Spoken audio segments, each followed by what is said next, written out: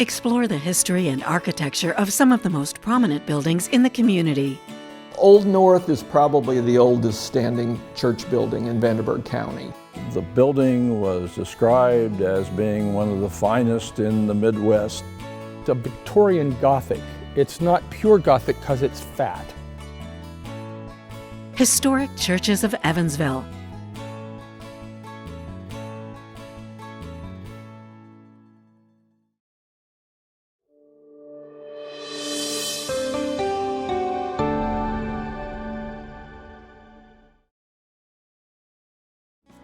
This program is made possible in part by a grant from Indiana Public Broadcasting Stations. Other production support for Historic Churches of Evansville was provided by David Matthews. And viewers like you, thank you.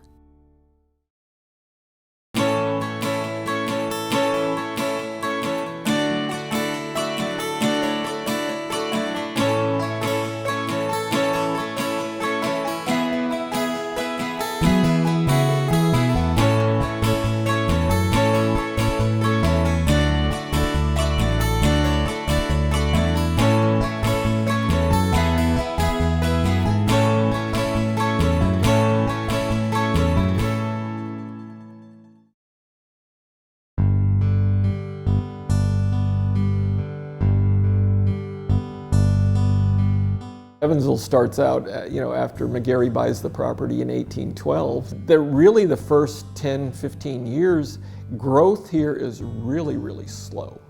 A lot of the people are coming from the South, the majority of people actually. You've got other people, middle states, and then New England. Coming out of the South there, and the most prolific, people there for advancing religion at that time are the Methodist and the Baptist. When Evansville was new and the countryside was new, there wasn't a whole lot of focus on religion. I think you had a lot of these, they called them circuit riders, and they would go to different parts and they would preach in maybe a cabin or something and go from place to place. They didn't really have an established church.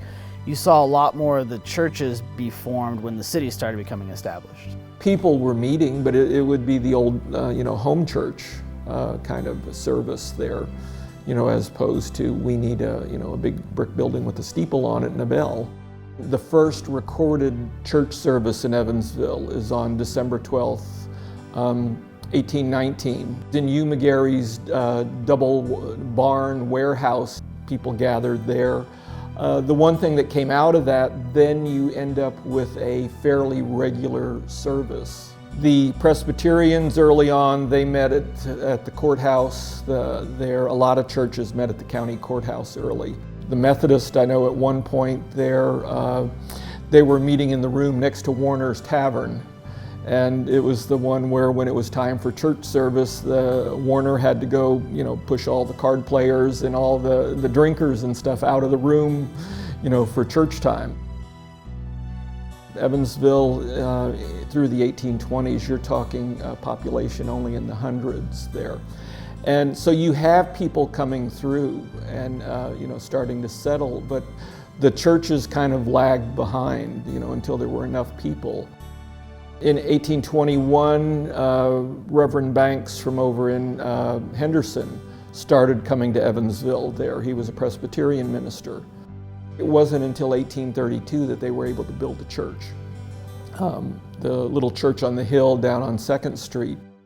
You could pretty much track the buildings, these churches, with the growth of the city. They started very much downtown and then they expanded out as the city got bigger. In the 1830s, when they finally choose Evansville to be the southern end of the Central Canal, which was going to connect to Indianapolis and connect to other canals in the state, you started getting more people coming in quicker to the area. They saw a future here in Evansville. And following that, then comes the church then. In the 1830s, Bishop Brute from Vincennes and Father Bateau come down and they meet with the few Catholics that are in Evansville at the time. Coming out of that, then Assumption Church is built. Methodist, there it was 5 years later in 1837 then that they got church built. That was on Locust Street then, and that's the forerunner of Trinity. Some of the churches would actually have a predetermined set of plans that they would pick from. That's why you see a lot of times Methodist churches will match other Methodist churches, and you can almost pick them out by the architecture. You'll find a lot of these old churches were very noticeable on the old maps. They stick out. They had really tall towers. Sometimes they had a belfry. Those bells would often ring out the time for people that weren't keeping time. They were built to last, and a lot of times they were built at frame at first. But as the congregations got larger, as they got more money, sometimes they would invest in a brick structure or something larger. And they were also built to inspire. They had tall ceilings, stained glass windows. They were built to, reflect the glory to God. A lot of them also even predate electricity. That's why you see those tall windows. They needed those big windows for light. When you get really to the 1840s, the Germans start arriving, so then you get the evangelical churches that way. You also get the Baptist, the Methodist, had their own German churches there for their denomination. Holy Trinity is built as a Catholic church for German-speaking residents of Evansville. You think now they're German churches, you think of Lutheran churches. They weren't called Lutheran churches. All the ones downtown, the German-speaking, were all, whatever the name, evangelical church. If you go to most of the churches that were originally German, doesn't matter what denomination there were. The cornerstones, the church name over the front door and stuff is still all in German. So you would see a lot of splits in denominations where they would have a church and they'd have a rift and then they'd split up. They would have to find a new home at that point. You would also see merges, like with the Cumberland Presbyterian joined with the Presbyterians, and all of a sudden they had a surplus church. Well, newer churches that were looking for a new building would find those perfectly suitable, so that some of those got filled, some of them got converted into hotels, residences, various things.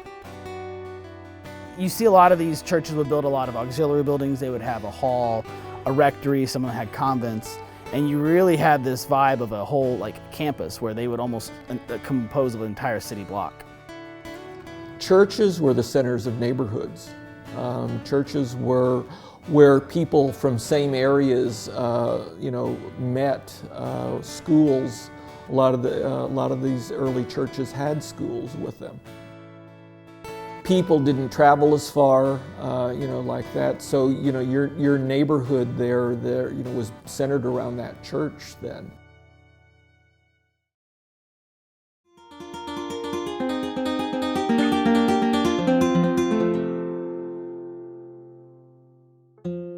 St. Boniface was founded as the fourth German congregation in Evansville. The first one you had was Assumption. It was an English-speaking one. Holy Trinity was German. St. Mary's was German. Of those three, St. Mary's the one still there. It was too far for the West Siders to go across the river over to that. So then that's when they had a push to establish St. Boniface Church.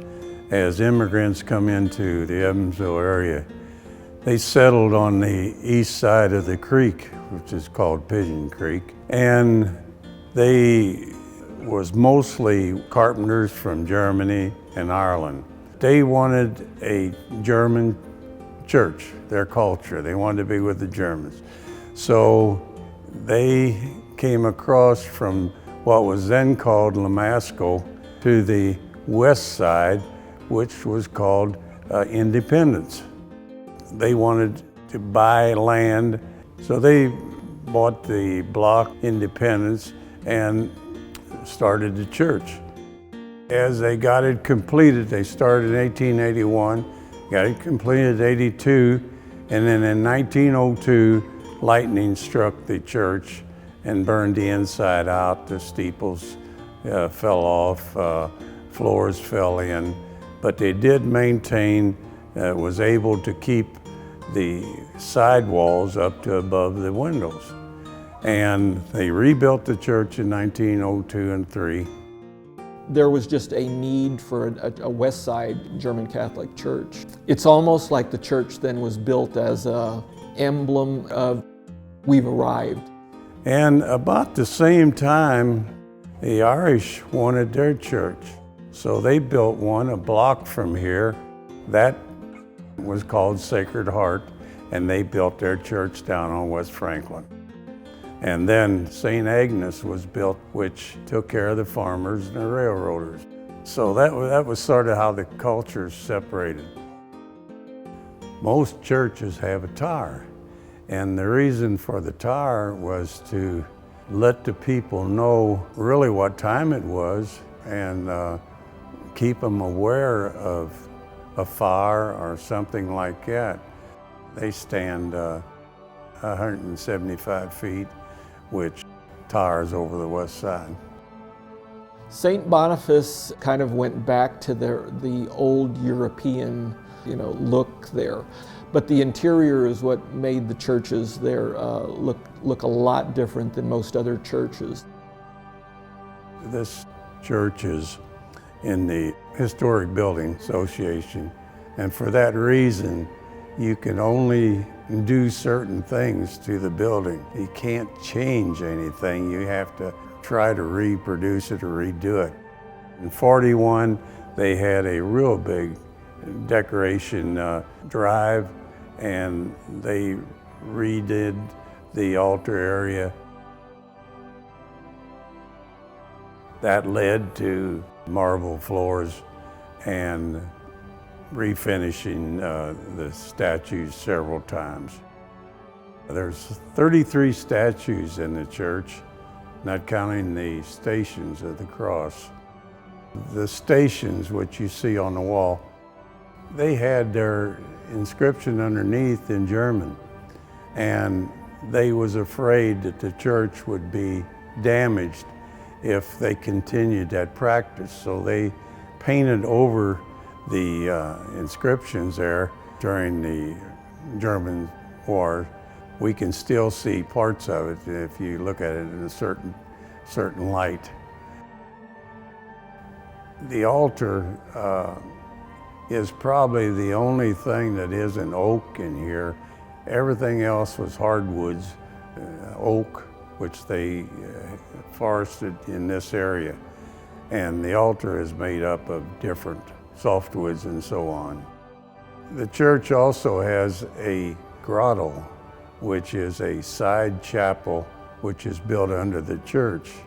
It was built as a replica of Lourdes in France with Bernadette, and it is used for Saturday Mass.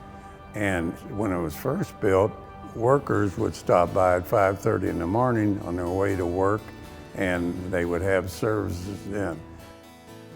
The building is brick around 15 inches thick on the walls, and all old buildings, they did not have foundations under them. They used what they call pumpkin brick, which is a real soft brick, and it would pull moisture, and as the sun pulls it up, it brings it up the walls. The stained glass, the painting, the statuary, all of that there. When you go into St. Boniface, this just all hits you when you come in the door. We got a chandelier too. It is got 159 bulbs in it. It's on a rope metal cable which can be let down and the lights changed in it. I've been lucky to be able to find and keep a bunch of relics and memorabilia from the history of the church. And we show them or preserve them. The church is for the community, and I think the west side was more or less built around it.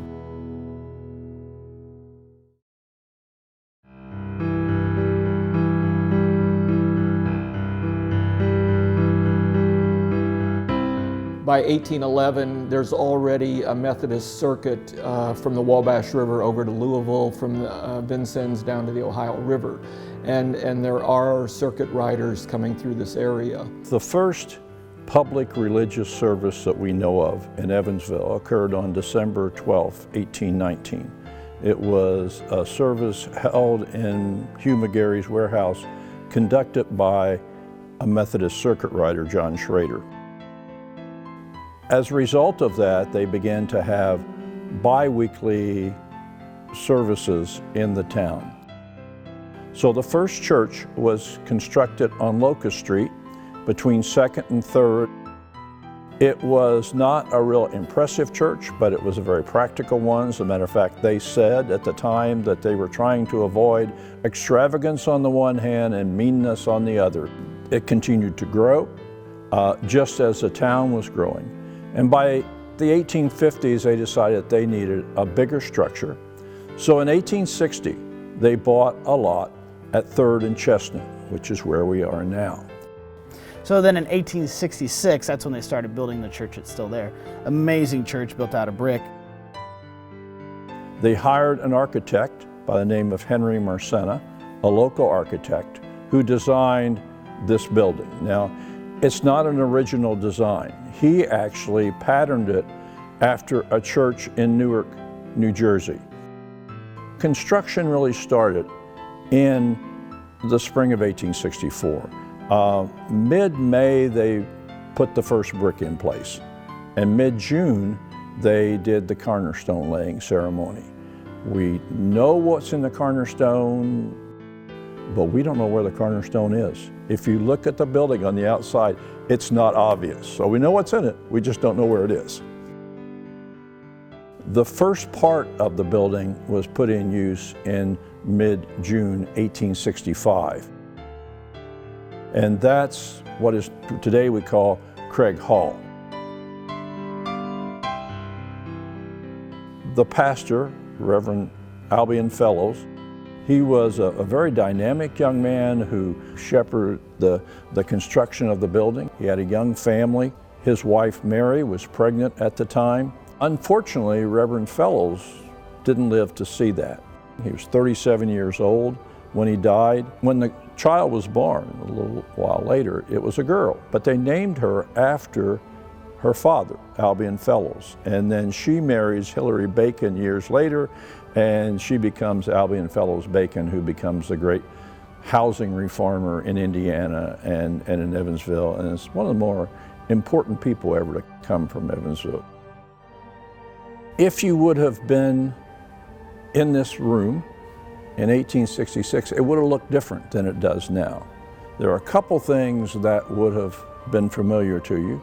One is the ceiling. It's a great vaulted hammer beam wooden ceiling with a lot of ornamentation, and it's a beautiful ceiling. The other thing you would have seen are the chandeliers. There are 2 chandeliers that were purchased in Philadelphia for $774 by John Engel. They originally were gas, and for almost 100 years they've been electric. The windows are not the original. These were put in 1911. All these windows, plus a lot more, cost $2,500. And today you can't do a minor repair on one of these windows for $2,500. The pews and the altar furniture all are from the 1960s when they did a remodeling. And the organ case is African mahogany. And the organ is one of the larger ones in the city. It goes back to 1961, but it's been added to and modified quite a bit. One of the features of a Gothic building like this one is everything forces you to look upward. The ceiling, the windows, which are like 5 feet wide and 24 feet high, the arches. Everywhere you have the pointed arches in the top of the windows, and throughout the decoration in here you see those arches. The building was described as being one of the finest in the Midwest, and they were a little excessive perhaps, but it was an ornament to the town. And even people who were not members of the church gave donations because they felt it would be something that the town could be proud of. Trinity became the Methodist church and the downtown church. I've done church history for other Methodist churches, and it's like, Trinity gets mentioned all the time there because, because of the church they had. Their congregation was name people in Evansville history. They also were very instrumental, one of the early Methodist churches, in fact the first one in town. They ended up founding a bunch of mission churches. They found Kingsley Methodist in the 1860s, that one's now defunct. In the 1910, Bayard Park was expanding out. They had established a Methodist church out there. And then I think in 1913 they did a Wesley Methodist church that's kind of on the near north side. As was said at the dedication, that a congregation isn't a building or a great organ, it's the people. And we've been very fortunate to have over the years wonderful people, and we still do.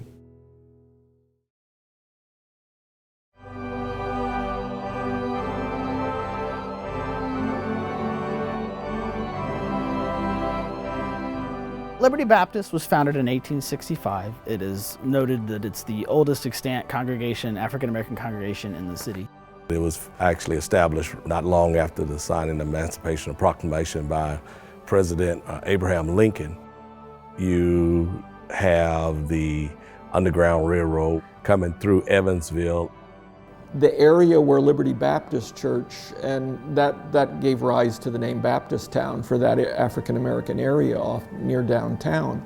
People lived in that area before. In the days after the Civil War, it grew even more. Most of the colored people at that particular day congregated as they came across Ohio River from Kentucky in search of freedom. You find that they were situated in this area and down Canal. It was mosquito infested, it was lower end. Chestnut at 5th Street is where they first gathered to establish Liberty Baptist Church on May 1st, 1865.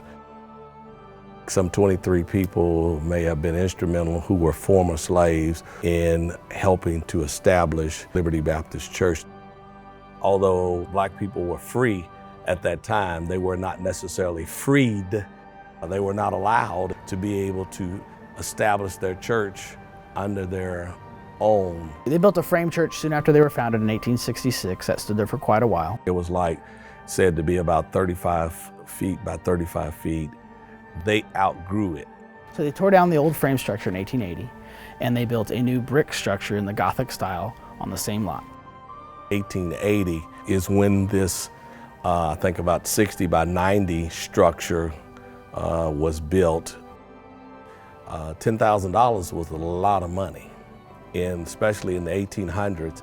And then for black professionals, because that's what mostly filled this edifice during that time, that was a lot. The 1886 cyclone that came through and destroyed everything except the bell tower. So the bell tower is the only thing that's original from the original church. And I'm not sure why, but there's never been a bell in the bell tower. They built this church that we sit situated in now around the bell tower in 1886. So they had to rebuild it. Again, very similar to the original style. I don't think they changed too much about it. Rebuilt it pretty much to its original form. The black contractor rebuilt this edifice in 7 months. And I'm thinking, now how long does it take us now with all the modern equipment, with all the modern technology that we have now, and you still couldn't get an edifice like this rebuilt in 7 months' time? In 1959, they built an educational building next door. About 2004, 2005, we had to re-tuck point the facility because of the decay of the mortar.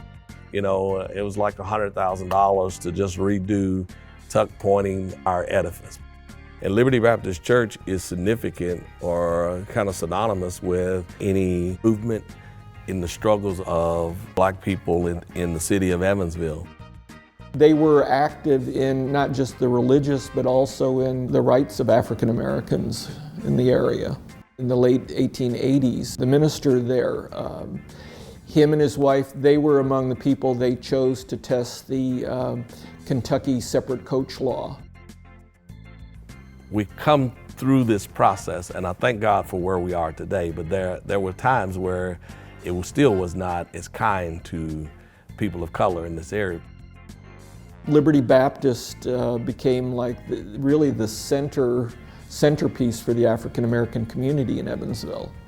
The historical value of Liberty being here is always serves as a beacon or a beacon of light to the people of color that have endured the struggle in Evansville.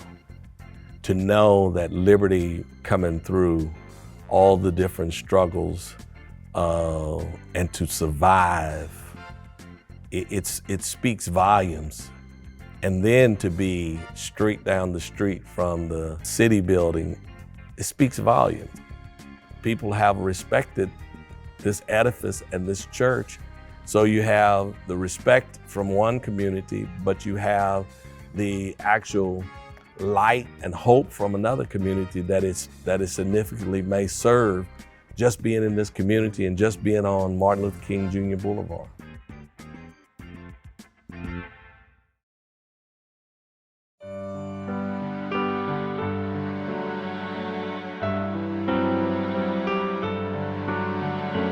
"200 years ago, and we're not sure exactly what the date was because that's been lost to history, but Evansville had 300 people, and 12 people got together and decided to form a congregation.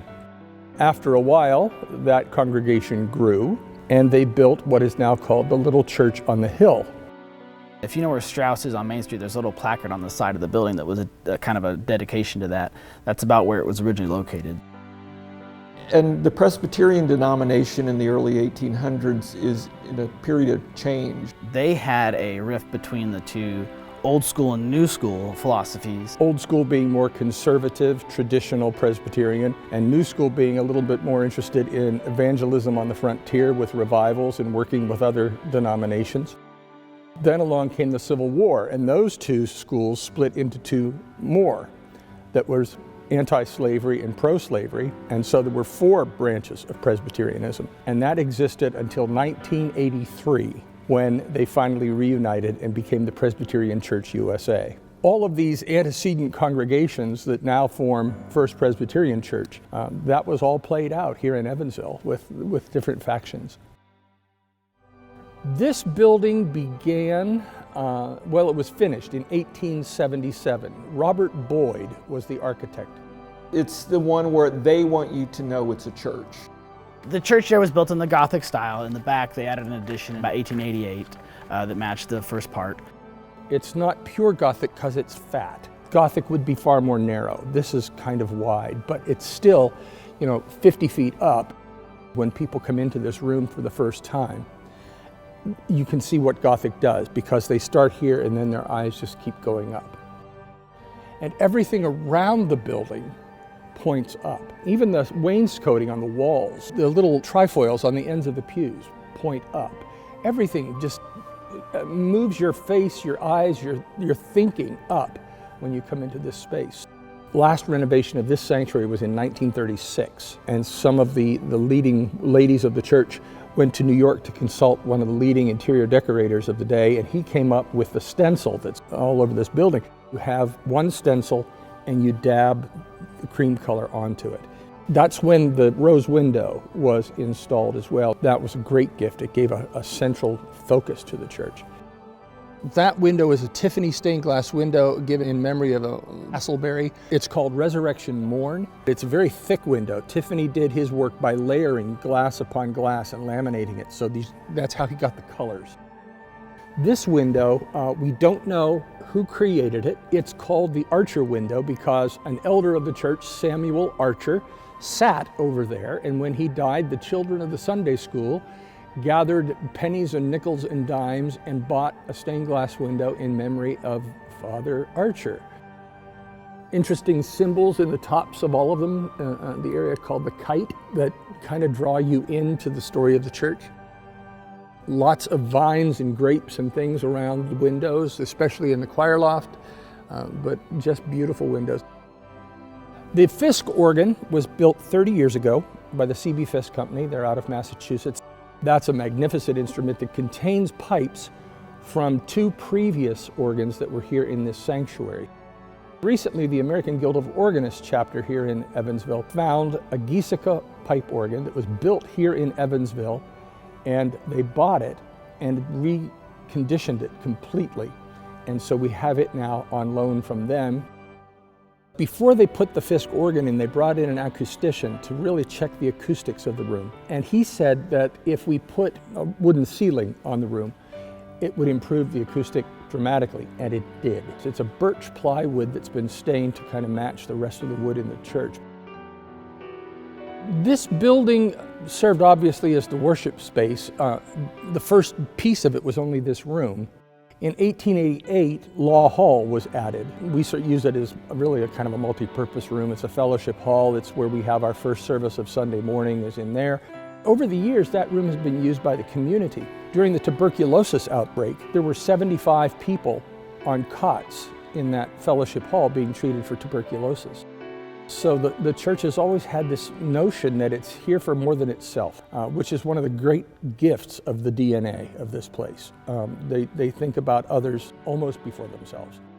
We've had groups of people in there. There were 300 people in there for a rally about science. It's been used by Little Lambs as a location for their luncheon and fashion show. So it's really been a great community space, and that's been built into the DNA of this congregation.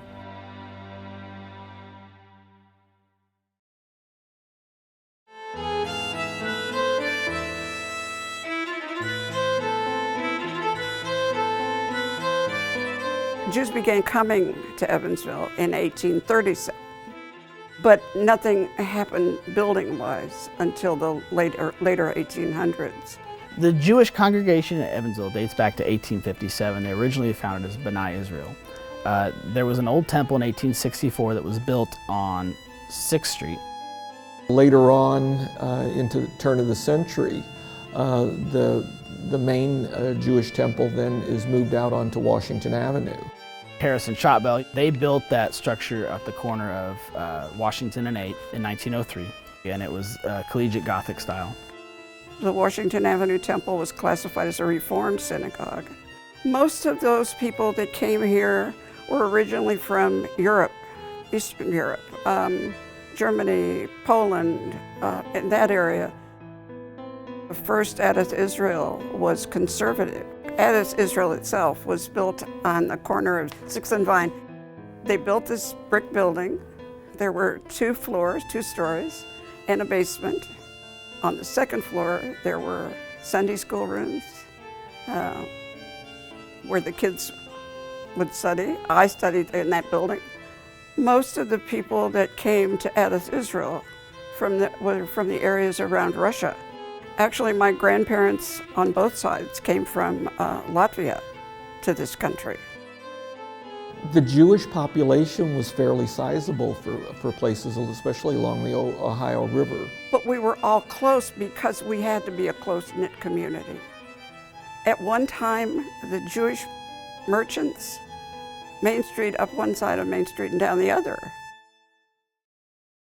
In the 1930s, when the Klan began, there were problems.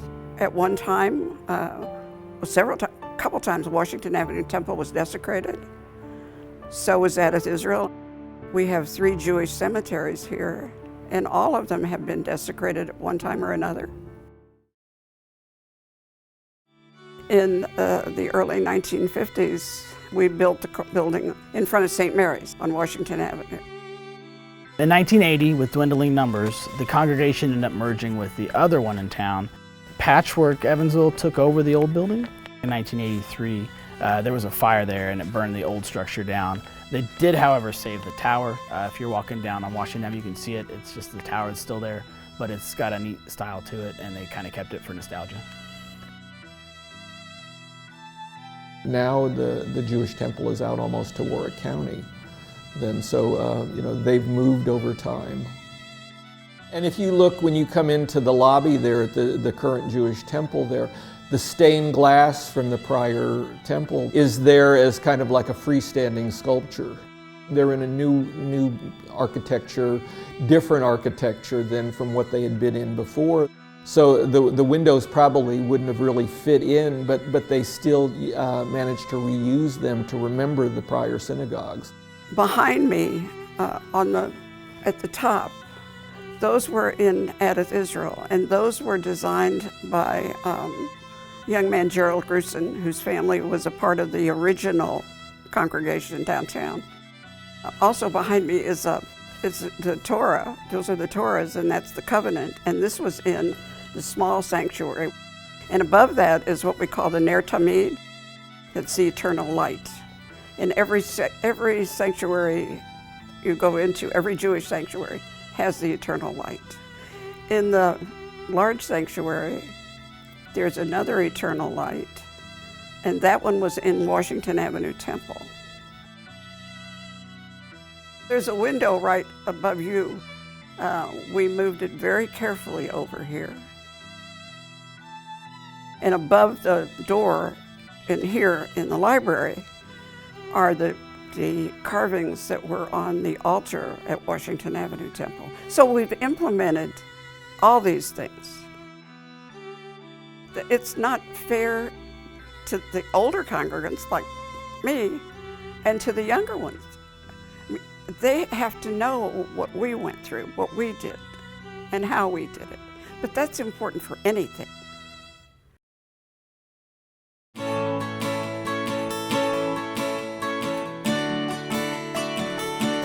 Old North is probably the oldest standing church building in Vanderburgh County.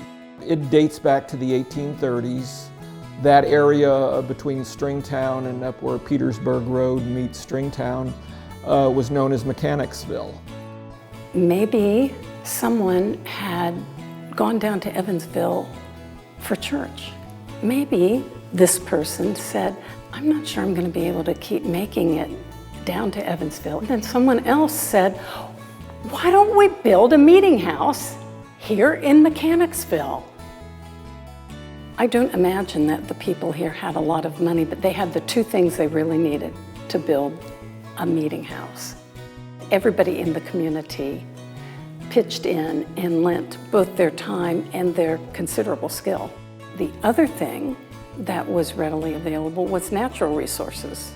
Just down the hill, of course, we have Pigeon Creek, and Pigeon Creek supplied the stones which could be used as the foundation, and this area was very wooded, and so there was sufficient timber. Of course, there were mills to mill the lumber. So the community went about building this meeting house, which at that time was called the Mechanicsville Meeting House. The chapel there, it's a simpler building. Since it was actually like a multi-purpose building, it didn't have the high church architecture to it. If you didn't know and the steeple on it there, you really it could be something else.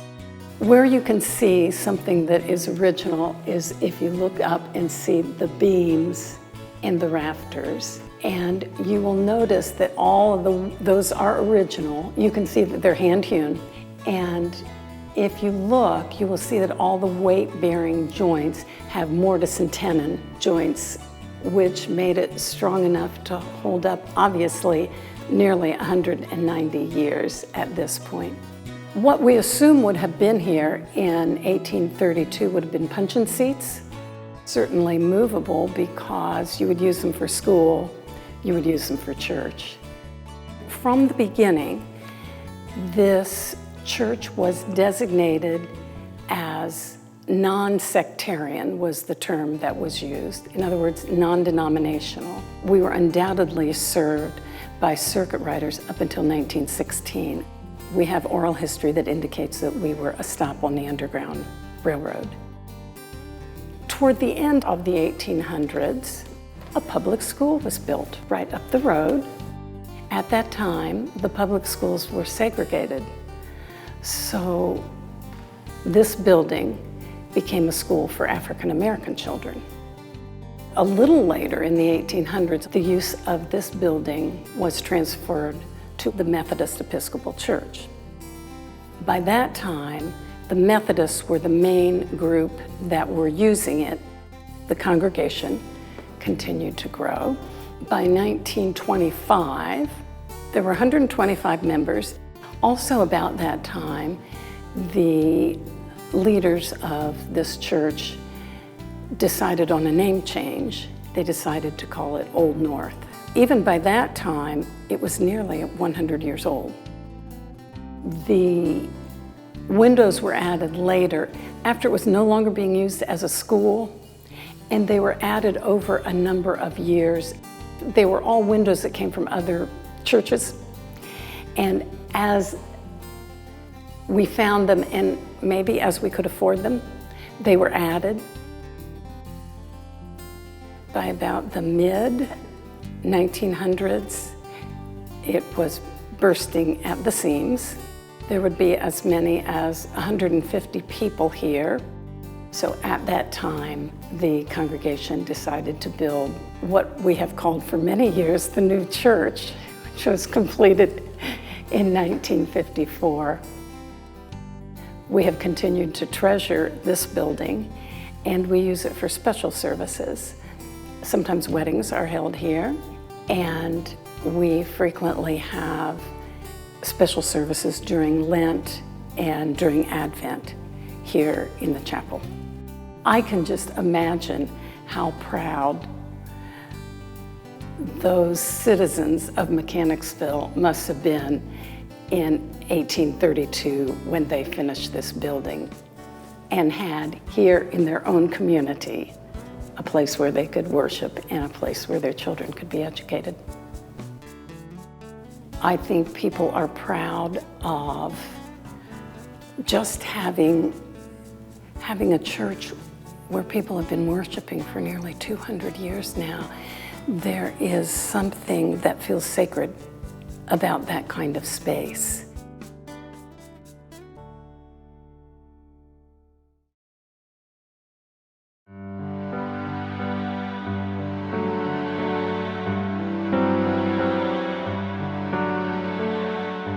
St. Paul Episcopal was another downtown church with the residential area in the Riverside. They dated back to 1836. The church was started by Bishop Kemper. He was a missionary bishop who went all around the Midwest and started different congregations for the Episcopal Church at the time. So Bishop Kemper gathered people together and asked them if they wanted to become a congregation. And then they started that process, became an official congregation here. So our congregation was one of those congregations that was formed in 1836. And then around 1838, they broke ground here with the first building. Now that first building was here until the 1880s, when it was raised in a new building that was larger, built with limestone. And that was done by the Reed brothers, the famous architects in town. They built it on the same lot, and it used Bedford limestone, and they had a contrasting limestone that they built in and make a nice light and dark theme going with it. The sanctuary in itself is Gothic style, and as you walk in, you see these great arches. It's got that church architecture, the same thing there, what you get in the 19th century. There's something about the Gothic architecture, because it was designed like this, right? To lift your gaze up. So we're no longer focusing on ourselves, but I would say the transcendent, that we're focusing on God and this great story of Jesus. And so you see that all around the sanctuary with these stained glass that tell the story of Jesus, that tell the story of our history. And that story informs who we are.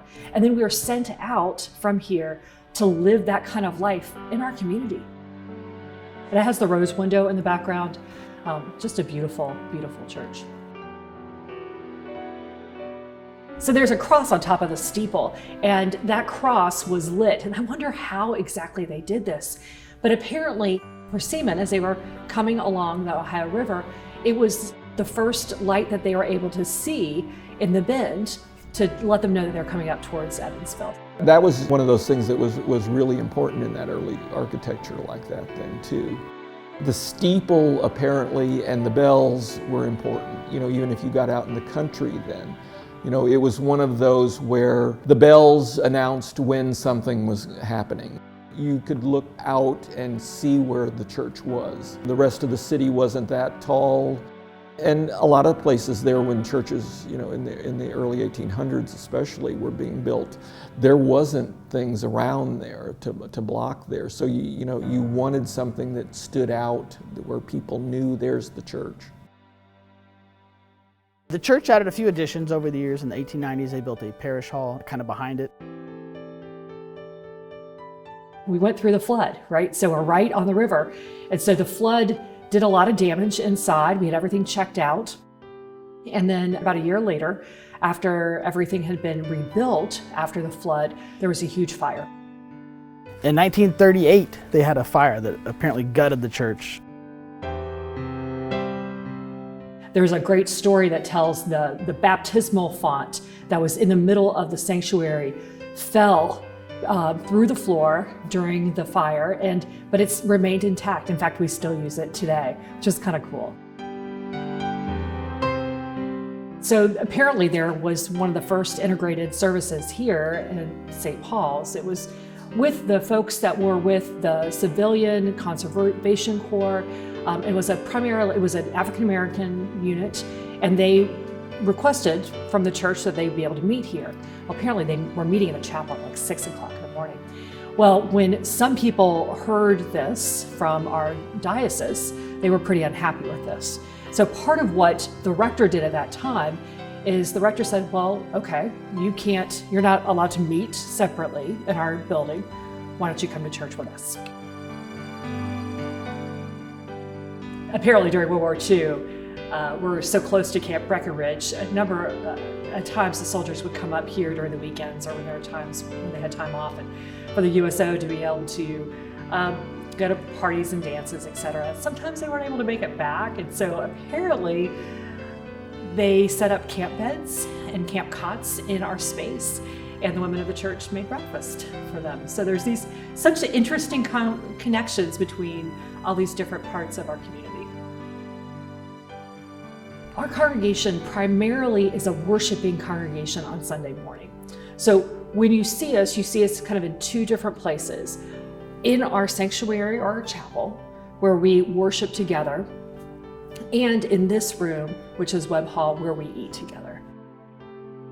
With not being able to always worship in our building, it's caused us to reflect on what our building is here for and what we desire it to be here for. And we really desire to be part of this community. So whether we're talking about our food pantry or our meals or gathering our community together for food and fellowship or worshiping together, those are all made possible by this physical space.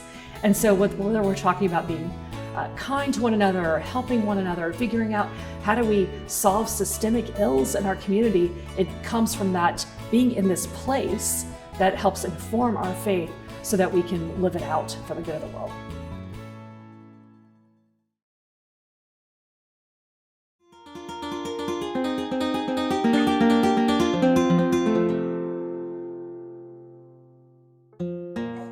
The congregation was formed on July 21st, 1889. It started as German Evangelical. At some point, the Evangelical and the Reformed churches merged, so it was Evangelical and Reform. A week later, they adopted the name of St. Lucas, and within a year, they were starting to build. They were one of the few churches that had enough money or wealth to build the church immediately versus waiting like a lot of them did.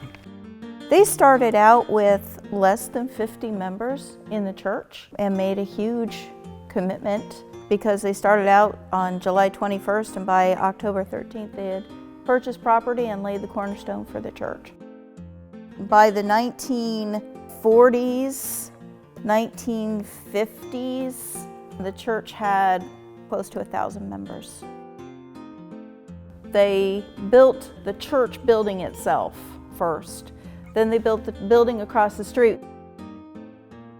In 1907, they built Lucas Hall, kind of catty corner from the church. It was a big kind of gymnasium hall that they could have a lot of activities in. They hired a famed local architect, Frank J. Schlatter. He built the church in the Gothic style, the Gothic Revival style.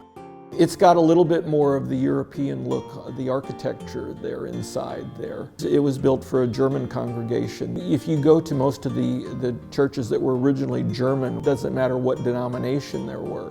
The cornerstones, the church name over the front door and stuff is still all in German. Their services were in German up until 1917, the First World War. They discontinued services for a short time out of respect, out of patriotism, and then brought them back. They were doing services once a month in English until the 1930s, and that's when things kind of switched and their main services then became English. The inside of the church has changed considerably. The pipes for the organ were in front where the altar is, and that was changed sometime in the 30s. There's been several different frescoes here, and now as you can see it's very, very blank. When the pipes for the organ were there was a different fresco. That's the original fresco. My German is very rusty, but in English this is the God is in his holy temple, let all the earth be silent before him. Our beautiful stained glass windows, they were installed in 1911. 1943, the stained glass windows and several windows in the parish hall and parsonage were damaged during a hailstorm. When the flood happened, this is where the radio station broadcast. This was the military came here to use our church for their base to reach out to folks. These are the same pews they've been using since 1889. This is the same setup, same structure that they've been using for 130 years. We have our Family Needs Center that kind of started with Lucas Place. The people who come to Lucas Place, who live at Lucas Place, often arrive with very few things. So they needed clothing, bedding, these sort of things. And I see people, and it fills my heart to see, because this is all volunteer, and the women come, it's like a whole store up there. They've got it all set up, and I see people going out with just mammoth bags in tears saying, I got everything I needed. You know, Jesus said, feed my sheep, and that's what we do. And because of that, this church is going strong many years after. We can continue on for a few more years doing as we're doing, trying to just hold on. Or we can decide to dedicate ourselves completely to being followers of Christ and to Luke 6:35, which is give without asking for something in return. They're very proud, very, very proud of their heritage. They're very, very proud of everything that they have done here and continue to do here. Their dedication to community is still very strong. I'm the first female settled pastor here. We were the first church to become open and affirming here in Evansville, and they are very proud of that. It was difficult, but we believe in a radical welcome for all of God's people, and all people are God's people.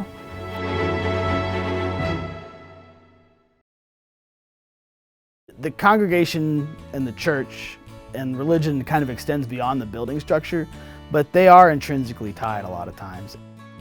Because of, what we stood for, what the building and the edifice stood for that houses the people of God, people have respected this edifice and this church. My heritage goes back a long way. My parents were involved, my grandparents were involved, my whole family. So I just want the world to know that we have existed before, we exist now, and we will exist later. For many people, there is an attachment here that goes from generations. I think a good church, they don't just focus on services. They try and look to the community and what the needs of that community are. Churches cannot exist for themselves. They must exist to work in the community in which they find themselves. All of our congregations work together to try to help make sure that everybody is fed. And to me, I love that way of working together across different lines, denominational lines, religious lines, so that we can feed our community. We're very fortunate that this building stands today. There were enough people who felt that there was something special in a building that carried the memories and the heritage of people worshiping in this space, that it was preserved.